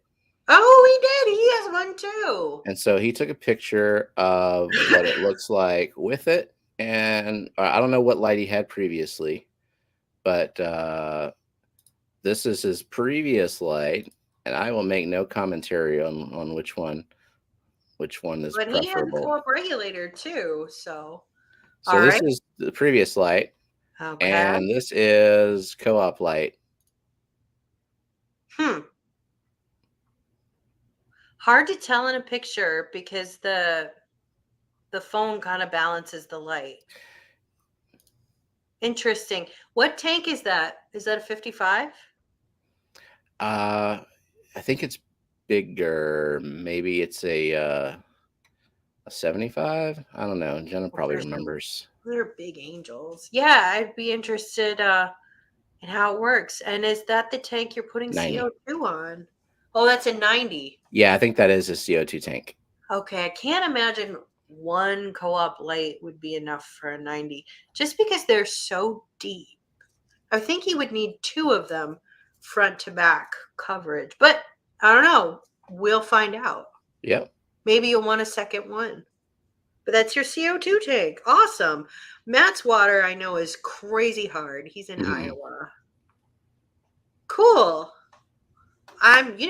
Let us know what you think, Matt. We want to know. And let us know what you think, Eric. Like, inquiring minds want to know. I'm always interested in what the co-op does. I really think they're a great company. Um, they always stand behind their products, whether they're for me or not. I don't know what's They're adjustable quality. on this light either. Because, yeah, it does. It looks a little warmer than the other one, but I don't think they color adjust. Like that's the color you get. It's much more yellow than I would have thought. Yeah, that's a point not in its favor for me because aesthetically I like cooler lights. But that is a personal choice. yeah, I like neutral to cooler. But there's this myth out there that maybe we'll talk about photosynthesis sometime. Maybe I'll talk about it on my stream because I know Geek Boy has Mm-hmm. wanted to talk about photosynthesis. But blue light is not going to give your plants algae. I am blasting these tanks with 100% blue light. My tanks look good. Yeah. Let that rumor be dispelled from your mind. Blue light is just absorbed efficiently. Plants love blue light for photosynthesis. In their action spectra, they most effectively use blue and red light. But they can use other photo or other wavelengths also, but they preferably like blue and red. So I guess we should all have purple tanks. So Coralworks says blue light at night is bad for fry eye development. That's interesting. I could see that. Blue is the highest energy of wavelengths. Yeah. I don't know a lot about that. I don't raise any fry though, Coro, because I I never do the blue light at night either. I don't understand why that exists don't on do it lights. either. At night I just want nothing. Yeah. So but the nice thing about the lights I have is that's a choice. So I don't have to do that. But that is interesting and that does not surprise me because light does influence eye development. There's some really classical experiments that are really awful about how they removed or they put a patch over a kitten's eye right after it Oh, was born. I know, isn't this awful? Like, ugh, gross. Um, so blocking all the light from it, and then they removed it, and the kitten was blind in that eye because light is important for development of the eye. Ugh, let's never do that experiment again. But so jeez. light, wavelengths of light are important for eye Mhm. development. Yeah. Yeah. Interesting. I don't raise fry though. I'm not a breeder of humans or fish. Well, when we talk about raising fry, the only ones right now that I deliberately raise are the few corridoras that I'm getting. Yeah. Well, you're guppy. I mean, you're I a mosh, don't, I regular don't, mosh but pit. I do not do anything special for the guppy fry. They either live or die. I'm not trying to keep them all alive, so I don't change my feeding routine. Nothing. Yeah. I mean, that's just that. It's a mosh pit. Coralworks says it's been documented with zebrafish, but yeah, it's the default moonlight on many aquarium lights. I'm not surprised that it's been documented in zebrafish. They are a popular model system for people who are like me, who are scientists. Mm. The zebra Daniel Ririo, which you can keep in an aquarium too, is very, very popular for geneticists and cell biologists. So that yeast, mice, fruit flies, the worm C. elegans, those are model systems. And they're used because they're easy to manipulate and you can take lessons learned from that and you can apply them to all life. So Mhm. we know lots about zebrafish, more than any other fish. Why is that? What's so? They were chosen at first because they are really easy to breed, as I'm of freshwater fish. They have transparent embryos, so you can watch the embryo develop, Mm, which if you're a developmental biologist is very exciting. Um, but yeah, so they are pretty easy to breed, which I am not a fish breeder, but I think most people who are fish breeders would agree that that one's not too hard to get to breed. And they're small, they're hardy. You could buy them at pet stores. they're cheap. So yeah, they were cheap. Yeah. And so that's kind of why they got started. And the racks that they use in zebrafish labs, they're like little 2.5 gallon tanks and they have just huge fry racks of them. It's pretty cool. They have they use the photo period to control when they spawn and like, they really have the spawning of them down to a science because Right. if your whole experiment depends on getting your fish to spawn, like Mhm. you need to be able to control that process. So yeah, they're a cool model system. They're a vertebrate, but a way easier to work with than mice because for mice you have to maintain a huge colony, which gets expensive. There's ethical considerations. There are ethical considerations with fish too, of course, but maybe a little less so.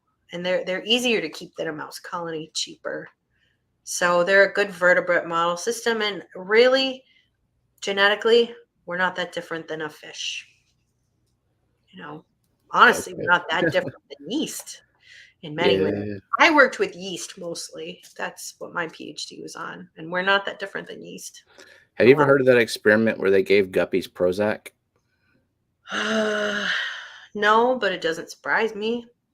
Uh, is weird outcome. The guppy, like normally guppies are not like they don't school. You don't see guppies swimming like all No. together back and forth. But whenever they gave them Prozac, they all started swimming the exact same way in unison. Interesting. Like they literally Interesting. became like zombies. Community, yeah, or like more community minded, I don't yeah. know. So CoreWorks says we know a lot about their neurology and it developed MS and Alzheimer's drugs, among other things, with them. Yeah, and that's because they have those, the clear embryos, so they could study embryogenesis and neuronal development in real time. So that's why guppies were not a model system, because they're live bears. You couldn't watch the embryogenesis happen. Even though a guppy is probably easier to breed than a zebra Daniel. Yeah. So yeah. And then once scientists get locked into a model system, they develop all these tools for it, and all these labs, and there's like a critical mass that it just goes, and then you're kind of locked into something. So, Hmm. yeah. I did not hear about this. High grade LSD to several species of I'm fish. not surprised. I mean, it's if you want to study those compounds, you can't just give them to humans. Well, you Unless you're in the could. CIA and you're doing But you secret want to things. study it in a vertebrate, Yeah. no. Obviously, there are still ethical concerns with working on any vertebrate. So if you work on an invertebrate like a fruit fly, you don't have to submit to the NIH IRB, which is an internal review board, for review of your experiment, but you do with any vertebrate. But like kind of the more like closer to a human you get, so mammals, Right. you really have to prove that your experiment is justified. It's uh, I wouldn't say it's a hassle, because I think that that's important ethically, because historically we've done a lot of experiments that are not ethically treating animals. So Yeah. something to think about. And Matt just got in. He's talking about his co-op light. He probably missed it. We actually showed the comparison pictures that you had sent to Jenna. Yeah, and you said not super impressed. Matt, I hate to say this, but I think you need two of them, because a 90 is a deep tank. And I've got 3 Fluval 3.0s on that. I'm not saying you need that, but I can't imagine doing it with less than 2, just because you need coverage. But I'm sorry that you're not impressed. I kind of, I don't know, just looking at the specs of it, it doesn't look that exciting of a light to me. But I don't think I'm the market for it. No, I think it's meant to be a durable, hassle-free light Yep. Yep. for beginners, Yeah. and I'm just not the market for it, and that's okay. I don't, yeah, it's just like, I think that the co-op sells very high quality plants, but their selection is really pedestrian. It's not very exciting, because I'm not the market for them. And yeah. that's okay. I don't know if you're going to get rich selling to me. But the co-op has the customer service going for them. So even like Absolutely. if you buy a Fluval 3.0 from the co-op, you don't have to deal with Fluval if the No, light breaks. no, and I buy everything I can buy from the co-op. I Mhm. do. I mean, I love getting food from the co-op. I buy plants from them, because I really love crypticorn lucens, Yeah, and so I buy it from them. So you know, they're just not every product is targeted to me. And that's okay. So yeah. Luke says if you want a single light to run a deep tank, you'd be better off spending more money on a high-end light. yeah, exactly. Because I could maybe get away with 1 Chihiros on this if I suspended it from you know And put them whatever reflectors or something on there. yeah, and with reflectors I could probably just use 1. So in the end, 1 Chihiros is cheaper than 3 Fluval 3.0s.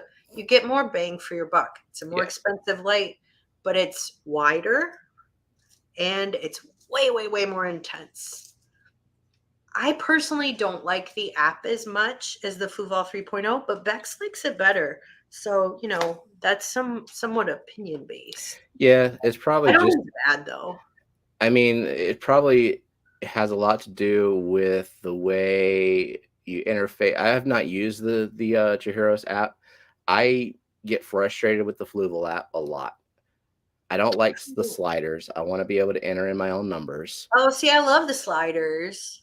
No, I have sliders little bad. teeny, I have teeny tiny fingers. I I love. got big old fat Yes, yeah, sausage long, mashers. tiny fingertips. So I like the sliders, but it's personal taste. I mean, Bex Mhm. likes the Chihiro's app better. So, but I don't think it's bad. I think I it's I would put up fine. with a shitty app if the light was good. Like, It is a if the great light. Chihiro's It's app a was bad, I great wouldn't care. light. I have I think it is so much more bang for your buck. So, but for that co-op light, I haven't seen in person the intensity of it, but it's not that wide. And so I think you have to have two of them for a 90. Mhm. So I'm sorry about that, Matt. That sucks. But I think I need another light. Brennan says, in a politically correct world, that would be a yes, but not here. A lot of testing was done on humans first. As the man who created LSD, Smith, yeah, he tested it on himself first. Yeah. Science has really changed a lot since the 60s, the ethics of it. And I think a lot of that is positive. I actually had to take ethics courses every year. Anyone who has NIH or NSF funding in biology has to take an ethics class where you talk about some of that. I think that's a good thing. Super easy, barely an inconvenience. It's a I like pitch the meeting slider reference. too. Yeah. I mean, but again, I have teeny tiny fingertips, so I like the slider. But it's Bex likes the other one better, so I don't think either of us is wrong. Nope. Luke says, I think if you want a single light to run a deep tanky. Yeah, oh, we read that. Yeah, I Yeah, agree. yeah, Matt says, I don't hate it, but I'm not going to say don't buy yet. But first impression for an amateur, I wasn't overall impressed. Yeah, I mean, I haven't seen it in person either, but I guess I wasn't really impressed with the specs of it. But I'm sure it's quality. yeah. I think that's kind of their. That's kind of what they're going for, is like the super easy, barely an inconvenience method. Yeah. Like, don't complicate shit. Don't run people away from the hobby. Look who I've got. It's dog. It's a doggy. How is Dog. she doing? She's still all. Oh, she's doing good. She did poop in the kitchen though yesterday because she's old. Yeah. So Matt says, I do think adding a second one will help, but I do have two lights on the tank, but one isn't currently working, so maybe adding a second co-op will hurt. Corey, hook me up. Do you think Corey watches this stream? I Corey ain't don't think listening. so. I mean, Corey, if you do watch this stream, I love Extreme Krill Flakes and Extreme Spirulina Flakes. That's a great product. So Two things the co-op does not have any influence in making, I but they know. sell it. It's a good product. I mean, I like I use Easy the Green. easy. I like Easy Green. I like Easy the Green. auto feeder, and I don't have it and auto feeder. I am in. I have high hopes about the regulator based on Well, reviews. you had a heater blow up. Yeah, yeah. What's up with that? Yeah, I Also, mean, I I, have the I before I heater. saw that there was a 1 year warranty on it, I opened it up and then I voided the warranty. And I Oh wanted to see where it shorted out. I wanted to see where the connection was. I have to open things up and look at it. no. Curiosity voided the warranty. Yes, They didn't always. tell the cat, though. The cat's fine, but Now, voided the warranty. So Luke mentions that also the ADA solar RGB is another good choice. I've not seen that one in person.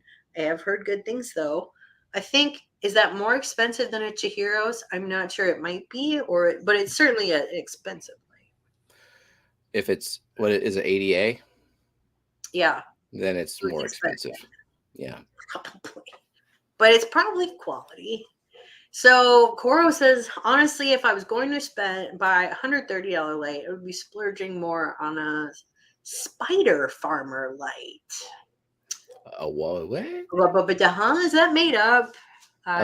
Like to farm spiders. I'm not like super afraid of spiders, but I'm gonna veto that as a No. concept.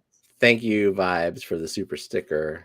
So Whip says, so what light do I put on a 90 when I set it up without CO2? Are you going to grow plants in this, Whip, or are these for your monsters? If you're putting your monsters on it, I would put something not bright on it because you don't want to grow algae.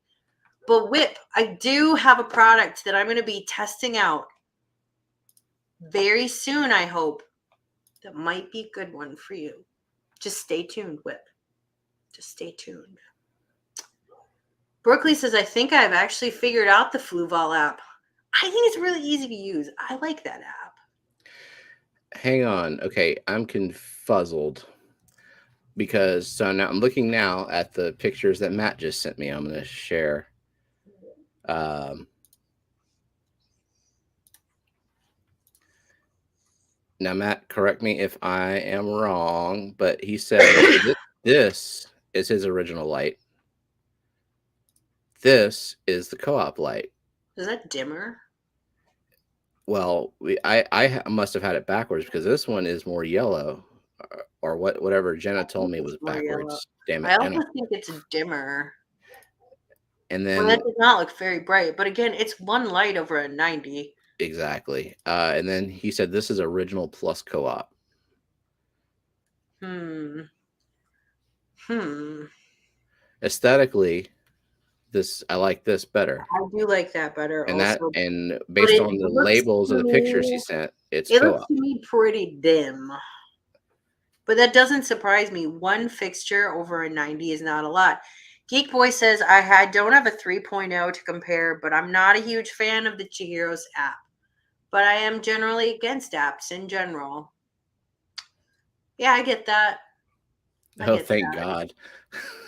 Oh, Jesus. Spider Spider Farmer is a Farmer. bird. That's terrifying. Oh, gosh. Hmm. So only Oscar says the slider is super easy on the iPad, barely an inconvenience. Yeah. Steven, you should just get an iPad. No. I No? just liked her reference to the pitch meeting YouTube videos. I think that's what she was referencing. The Hmm. super easy, barely an inconvenience. Oh, I don't have a problem with the app on that either. I just like I have really putting tiny numbers in. fingers. I don't have trouble typing on an iPhone either. I don't get that. Jenna says if you work for any type of government agency, you also have to take an ethics course every year. Yeah. I mean, it's just a little different for the sciences, the things you talk Hmm. about, I'm sure. But June says ethics is a useless class I took in college. There you go. I have to say, at least this class wasn't even a class because it wasn't graded. It's just if your lab had NIH or NSF funding, you had to do it. So, yeah. Well, we're gonna have to wrap this up soon because I think Dog has to go outside. Yeah. Everyone go. Is Scotty about to go? Is that what's happening? I don't even know the schedule anymore. Oh, thank you, Vibes, for the super sticker. You behind? I'm behind. Berkeley says, do you know what a shrimp plant is? Yes, I do. I can't remember what the scientific name is of it. It's very pretty. It has like those pinky peachy salmon colored bracts. You can grow it in a hanging basket. I think you can grow it outside maybe year round where you live. For me, you can't. I'll look up the scientific name for you. Really easy to grow, really pretty. Does look kind of like shrimp. What are you trying to grow? Trying to grow plants in my one and only non-monster sake. Okay, you are going to need sunlight then. Maybe, I don't know how deep this tank is. You need to get a certain, the thing is your water is so hard. But you are going to need sunlight. I don't know, Steven, what do you suggest? Do you like those higher lights?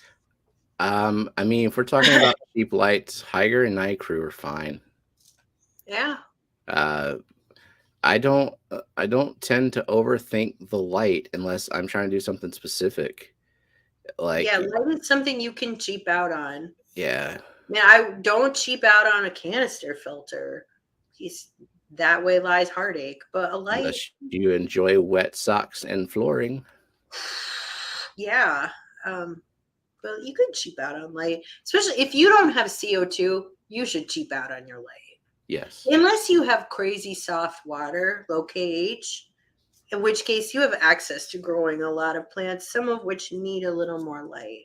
But in your case, since your water is pretty hard and you're not going to inject CO2, pick up a couple of Hygger fixtures. Yep. Good Hygger, Nycrew, fixtures if you want. Beamswork, JC&P. There you go. It's all the same crap. I mean, Yeah, and honestly, I don't know how different this co-op light is. I don't know either. I don't either. You could get it if you wanted. It depends your depth front to back, how many fixtures you have. If you have like anything deeper front to back, 40 breeder or deeper, you're gonna need 2 fixtures. Yeah. Front to back, because it's just not enough. Yeah, so we got the Metalheads coming up in 4 minutes, and Scotty also in 4 minutes, and then Steamfot members only. So you got choices. All right. Well, that's all very exciting. I think I'm gonna have to go because dog is like, I have to poop now. She's very elderly. Off to the kitchen. Oh god. So she pooped right where the cats eat. So first of all, she ate all their food, and then she pooped by their food bowl. And so Big Kitty, he starts looking. I go in that room and I'm like, oh my god, what is this? And he starts just meowing at me and giving me like the dirtiest look. Like, do you see what this bitch did? You see what this bitch did? It was so indignant. And I gotta say, he has a point. So, but she's old. She just doesn't care anymore.